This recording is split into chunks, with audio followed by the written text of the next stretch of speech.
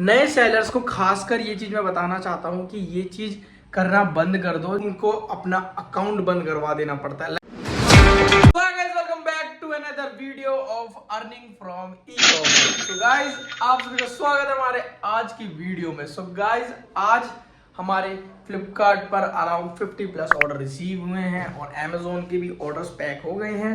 और कुछ sellers, literally बताऊं, ये चीज कर दो बंद, क्योंकि उस चक्कर में बहुत सारे सेलरों की अकाउंट बंद हो गए हैं। उन्होंने जो चीज़ें मैं आज बताने वाला हूँ आज की वीडियो में, मैंने लिटरली बहुत ज़्यादा नोटिस करी और बहुत लोगों की इस चीज़ में क्वेरी भी आई। और नए सेलर्स को खासकर ये चीज़ मैं बताना चाहता हूँ कि ये चीज़ करना बंद कर दो, जो मैं आज की वीडियो में बताने वाला हूँ।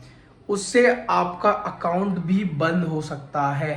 सो ये वीडियो को पूरा एंड तक देखना। और मैं लिटरली बताऊं कि कुछ सेलर्स हैं जो मतलब छोटी मोटी चीज़ों के चक्कर में ही उनको अच्छी गाइडेंस नहीं मिल पाती, जिस चक्कर में उनको चीज़ों के बारे में क्लियर नहीं होता और उनको अपना अकाउंट बंद करवा देना पड़ता है। लाइक ये तीनों के लिए है जो फ्लिपकार्ट, अमेजोन या मीशो पर सेलिंग कर रहे हो। ये तीनों प्लेटफॉर्म के सेलर्स के लिए तो आज की वीडियो बहुत ज़्यादा इंपॉर्टेंट होने वाली है, तो वीडियो को बिल्कुल भी स्किप मत करना। तो गाइस, कुछ सेलर्स हैं जिनको प्रॉपर नॉलेज होती नहीं है और जो वो चीज़ें करते हैं उस चक्कर में उनका अकाउंट भी बंद हो सकता है आने वाले टाइम में। तो सबसे पहला, जो हमारा एक नया सेलर या कोई भी सेलर, अगर आप ये कर रहे हो तो इस चीज़ को बंद कर दो। सबसे पहला, थैंक यू कार्ड और उसमें ये सब लिखना बंद कर दो कि मेरे को रेटिंग दो 5 स्टार, क्योंकि ये सब चीज़ों के चक्कर में आप अपने अकाउंट को ब्लॉक करवा सकते हो, क्योंकि ये आप फेक रिव्यूज की तरफ जा रहे हो। लाइक एक एल्गोरिथम होता है, अगर आप नए सेलर हो और आप अकाउंट रजिस्टर करते हो तो ज़रूरी नहीं होता कि आपके पहले या दूसरे ऑर्डर में ही आपके रिव्यूज़ आने शुरू हो जाए, क्योंकि इतना एल्गोरिथम फ्लिपकार्ट का भी है, अमेजोन का भी है और मीशो का भी है। लाइक अगर आप उसमें फेक रिव्यूज़ करने की कोशिश करते हो तो उसे वो डिटेक्ट कर लेता है और हो सकता है कि वो डिटेक्ट करने के बाद आपका अकाउंट भी बंद हो जाए।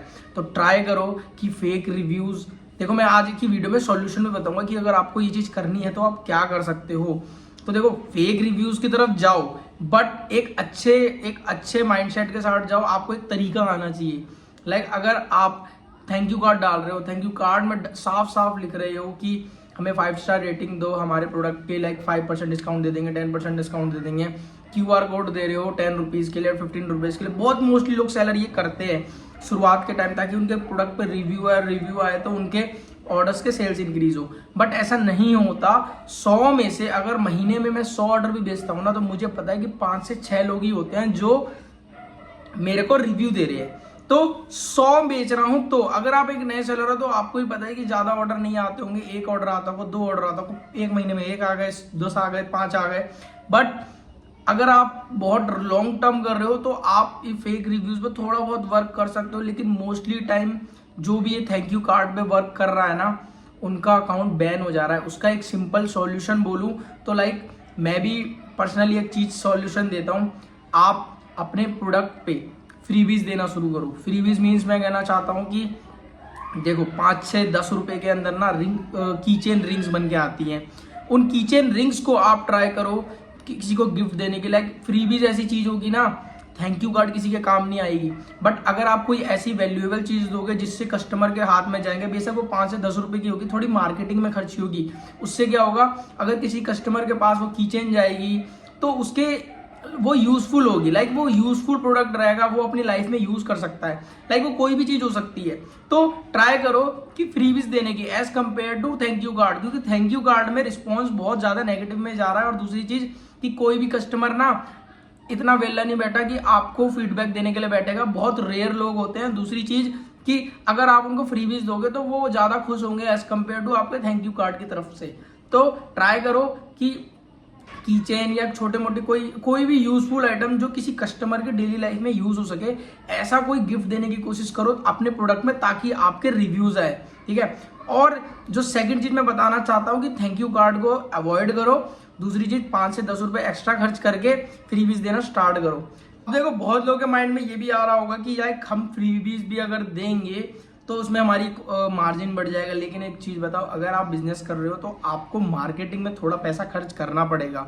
मैं भी हूँ, बहुत चीज़ें एक्सपेंसेस होते हैं, मैं अपने खुद की रियलिटी बता रहा हूँ, खुद की मेरी बहुत सारी एक्सपेंसेस होते हैं, बट उन्हें भी हमें मार्केटिंग में लेके चलना पड़ता है ताकि हमें एक आगने वाले टाइम में एक अच्छा रिस्पॉन्स मिले। क्योंकि मोस्ट ऑफ द टाइम क्या होता है ना, कस्टमर रिटर्न होने के चांसेस ज़्यादा होते हैं। अगर कोई भी ब्रांड के साथ आपके साथ जुड़ेगा ना, तो हो सकता है कि आज जो ऑर्डर आया है वो आने वाले ऑर्डर में आपकी और हेल्प करेगा, लाइक आपके ब्रांड वैल्यू में हेल्प करेगा, एक कस्टमर को एक अच्छे एक्सपीरियंस देने में हेल्प करेगा। सेकंड पॉइंट जो बहुत ज्यादा न्यू सेलर्स बहुत बड़ी गलती कर रहे हैं, वो कर रहे हैं अपनी लिस्टिंग्स क्रिएट करने पे।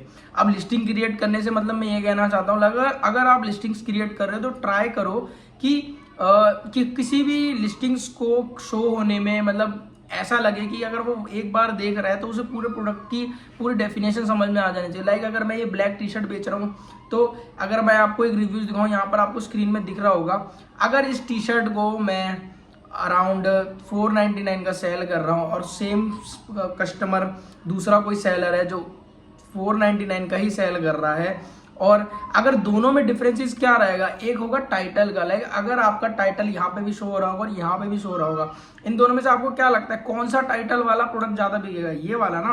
क्योंकि इसमें जो है जो सेलर है उसने अपने प्रोडक्ट को अच्छे से डिफाइन किया हुआ है। और देखो, आपका ये खुद का बिजनेस है, तो ट्राई करो कि आप कैसे देखोगे एज अ कस्टमर अपने प्रोडक्ट को। तो आपको टाइटल को भी वैसे लेके चलना है कि आपका टाइटल जब भी कोई कस्टमर देखे तो उसे एक बार में आपके प्रोडक्ट के बारे में समझ आ जाए।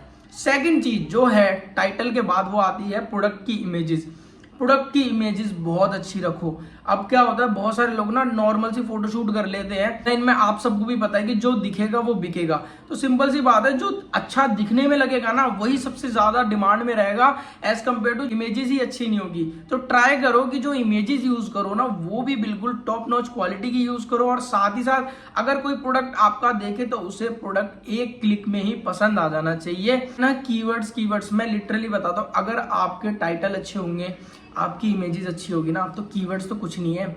अगर आपके कीवर्ड्स भी अगर वर्क नहीं करेंगे ना, अगर आपकी इमेजेस अच्छी होगी प्रोडक्ट की, तो वो ज्यादा वर्क करेगी एज कम्पेयर टू आपके कीवर्ड्स। क्योंकि लोग कीवर्ड्स नहीं जानते, वो जानते हैं कि अगर आपका प्रोडक्ट अच्छा दिख रहा है। लाइक अगर मैं भी कुछ खरीदता हूँ तो मैं पहले, अगर मान लो मैं क्लोथिंग में ही कुछ खरीद रहा हूँ, तो मैं भी पहले देखता हूँ यार कैसा लगेगा, मतलब भैया बढ़िया लग रहा है तो मैं ऑब्वियस बात है उस चीज को खरीदूंगा। तो ट्राई करो इमेजेस को परफेक्ट करने की। थर्ड प्रॉब्लम जो सबसे ज्यादा न्यू सेलर्स बहुत ज्यादा मिस्टेक कर रहे हैं, वो कर रहे हैं अपने प्रोडक्ट को ब्रांडिंग में। अब ब्रांडिंग से मतलब मैं ये कहना चाहता हूँ, लाइक देखो दो तरीके के सेलर हैं। अब देखो, सेलर जेनरिक में भी सेलिंग करता है और ब्रांडिंग में भी सेलिंग कर रहा है, और जरूरी नहीं है कि ब्रांडिंग में जो सेलिंग कर रहा है उसके पास ट्रेडमार्क है। आपको, अगर आप किसी भी कस्टमर के पास अपने प्रोडक्ट को भेज रहे हो तो ट्राई करो जितनी भी पैकेजिंग हो उसको ब्रांडिंग देने की, लाइक उसमें अपने ब्रांड के लोगोज होने चाहिए। जरूरी नहीं है आपके पास आपने ट्रेडमार्क ही करवा रखा हो तभी आप अपने ब्रांड के प्रोडक्ट ब्रांडेड प्रोडक्ट में सेल करोगे, ऐसा नहीं होता। ठीक है, अगर आप किसी भी प्रोडक्ट को किसी भी कस्टमर को भेज रहे हो उसको बेटर एक्सपीरियंस के लिए ट्राई करो कि अपने ब्रांड की वैल्यू देने के लिए। लाइक अगर किसी कस्टमर पे जा रहा है, बेशक आपके कस्टमर प्रोडक्ट की क्वालिटी वैसी नहीं है, बट उसके पास जब जाए ना, तो जब वो बॉक्स ओपन करे तो एक प्रीमियम वाइब आनी चाहिए ताकि कस्टमर को अच्छा लगे। लाइक उसे ऐसा लगे कि उसने कम प्राइस में या महंगे प्राइस में जो भी लिया है उसे प्रीमियम में ही डील्स हो। तो ट्राई करो कि जो पैकेजिंग हो वो थोड़ी प्रीमियम वे में रखो। जेनरिक स्टोर में भी माल बिकता है और ब्रांडिंग में भी बिकता है, लेकिन सेलर दोनों में ही है। बट मैं ये कहूँगा, अगर आप जेनरिक में भी हो तो जेनरिक से अगर आप ब्रांडिंग में जाओ, ब्रांडिंग में जाने का बहुत ज़्यादा फायदा होता है। ब्रांडिंग में सेल करोगे तो प्रॉफिट मार्जिन भी अच्छा मिलेगा और साथ ही साथ आपकी ब्रांड वैल्यू भी बनेगी। फोर्थ पॉइंट जो सबसे ज़्यादा प्रॉब्लम आ रही है वो ध्यान से सुनना, प्राइसिंग की।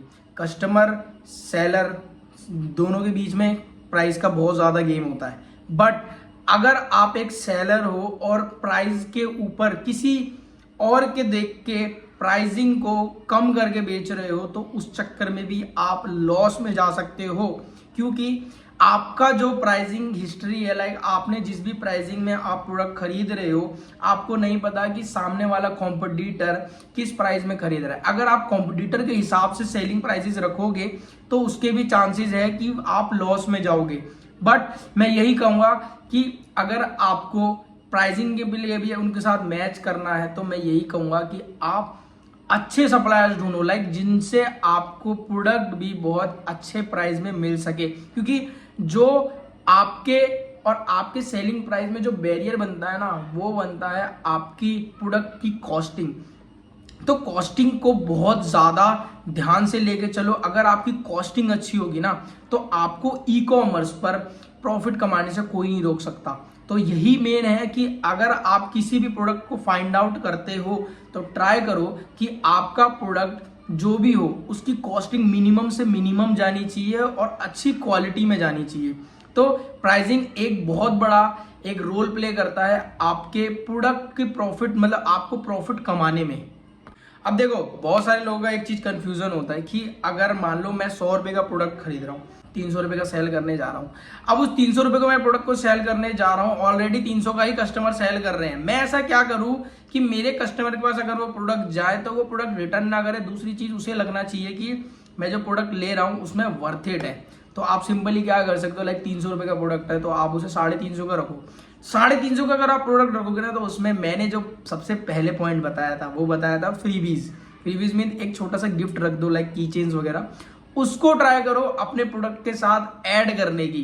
तो उससे एक तो कस्टमर को अच्छा एक्सपीरियंस भी मिलेगा और उसे ऐसा लगेगा कि उसने थोड़ा सा अमाउंट, मतलब थोड़ा सा अच्छी परचेजिंग करके एक प्रोडक्ट के साथ एक फ्री 20 भी प्रोडक्ट मतलब बाय किया है। तो उसे उस चीज की ज्यादा खुशी मिलेगी और आपको एक अच्छा रिव्यू भी मिलेगा। तो इन 4 पॉइंट को हमेशा याद रखो। इसके सारे फ्लिपकार्ट के ऑर्डर्स पैक हो चुके हैं, इधर भी पैक रखे हैं, इधर भी अमेजोन के कुछ पैकेट रखे हुए हैं और कुछ ऑर्डर्स हैं जो पैक होने रह रहे हैं। सोच रहा हूँ यहाँ पर ये पूरा जो वॉल है, इस वॉल को स्टूडियो में कन्वर्ट करने का। तो ये आइडिया कैसा रहेगा। यहाँ पर मैंने 2-3 चीज़ें भी खरीदी हुई है, लाइक इधर भी रखी हुई हैं। और ये पूरे वॉल को मैं एक कंटेंट पे वर्क करने वाला हूँ, कंटेंट में आने वाले टाइम में लाने वाला हूँ, बहुत ज़्यादा बेस्ट लाने वाला हूँ आप सभी के लिए। तो जो कंटेंट रहेंगे वो थोड़ा सोच रहा हूँ कि थोड़ी क्वालिटी भी में भी इंक्रीज़ कर दूँ, वीडियो क्वालिटी में भी, और जो चीज़ें होंगी वो बिल्कुल प्रोफेशनल चीज़ें में समझाई जाए आपको तो ज़्यादा बेटर रहेगी। और मेरे ब्लॉग्स तो कंटिन्यू रहेंगे ही रहेंगे, क्योंकि ब्लॉग्स तो चलेंगे ही और आपके लिए एक प्रोफेशनल वीडियोज़ भी हमेशा मेरी रहेगी, जिससे मैं डे टू डे जो भी आपकी चीज़ें रहेगी उसे बिल्कुल प्रोफेशनल वे में समझा पाऊँगा। देखो, पैकिंग को किसी भी करो, चाहे आप अमेज़ॉन की करो चाहे फ्लिपकार्ट की करो, बॉक्सेस अगर आप इस्तेमाल करोगे ना तो एक अच्छा प्रीमियम वाइब देगा अगर किसी कस्टमर पे जाएगा।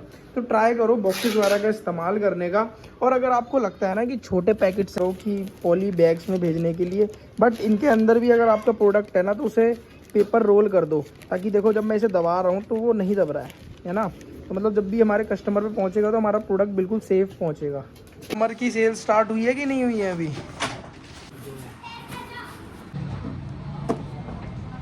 $565। अब कौन से का ऑर्डर कम रहेगा? ये ऑर्डर कम रहेगा। ये 901 कितना नंबर रह रहा है? 901 12 रह गया एक तो, और 13। हाँ, 12 और 13 रह गया। 12 और 13। तो मेरे को आईडी नंबर तो बताओ। 1 मिनट गाइज, आज हमारे कुछ ऑर्डर्स रह गए हैं पैक करना और वो मिसमैच हो रहे थे। बताना ऑर्डर आईडी, ऑर्डर आईडी बोलो। 2901। 2901 और कौन सा है? ठीक है। ये होते हैं मैनिफेस्ट। ये 2 ऑर्डर्स थे जो हमारे रह गए थे अभी, लाइक अगर अब 2 नहीं भेजते तो मिसमैच हो जाता बहुत ज़्यादा ऑर्डर, मतलब रीअटेम्प्ट भी लग सकता था हमारे अकाउंट में। तो चलो आज बच गए। हमारा मैनिफेस्ट हमने डाउनलोड कर लिया था। मैनिफेस्ट बताऊंगा क्यों डाउनलोड करना इंपॉर्टेंट होता है। अमेज़ॉन के पैकेट जा रहे हैं और इधर से फ्लिपकार्ट के जा रहे हैं, दोनों साथ में जा रहे हैं। टाइमिंग दोनों की एक ही है। वीडियो बनना है।